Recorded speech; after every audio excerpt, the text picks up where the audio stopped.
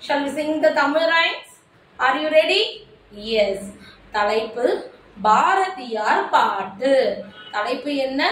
பாரதியார் பாட்டு.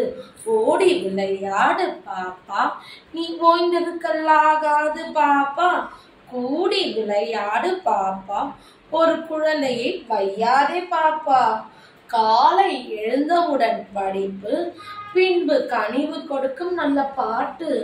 மாலை முழுவதும் விளையாட்டு, அதை நீ வழக்கப்படுத்தி கொள்ளு பாப்பா. நீங்களும் பின்பற்றுவீங்களா? அடுத்த பாட்டுக்கு போவோமா? தலைப்பு திசைகள். சூரியன் காலையில் உதிக்கிறது, அது உதிக்கும் திசை கிழக்கு, அது மறையும் திசை மேற்கு.